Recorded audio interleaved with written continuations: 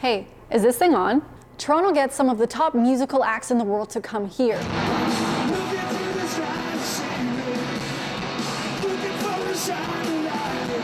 They are the music hub of Canada, where some iconic moments in music history have happened, including big moments at the Friars Tavern, where a group of 5 musicians met an artist named Bob Dylan and would go on to be known as the Band.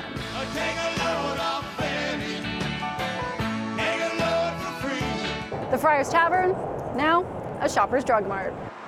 The Brunswick House on Bloor Street, where the legendary Etta James to Stevie Ray Vaughan played, well, the Brunswick House, now a Rexall drugstore.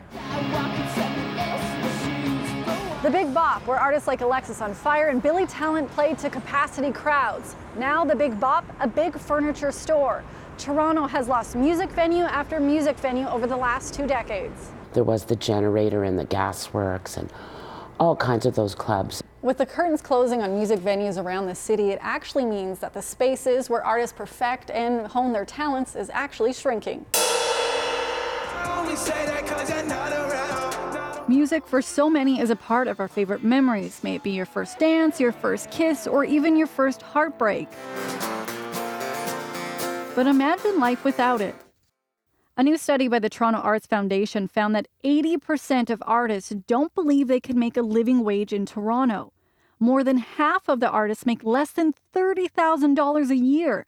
And 73% of those artists in Toronto have considered moving out of the city. Now get this, nearly 1 in 5 musicians have been kicked out of their apartment or jam space because of condo development or a drastic hike in rent.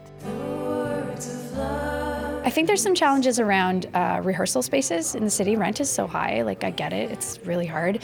But for us to get our team together and find an affordable rehearsal space is definitely a major challenge for us. Back in 2014, the city developed a music advisory council, which is made up of musicians, counselors, venue owners, and other industry stakeholders. And they're trying to combat the rising rent costs and closure of music venues. In 2 or 3 of the developments that have opened in the city in the last number of years, last couple of years, we have live workspace for artists, and we hope by creating these spaces for artists, including musicians, that it will help them with the task of doing the work that they do, which is so important to us.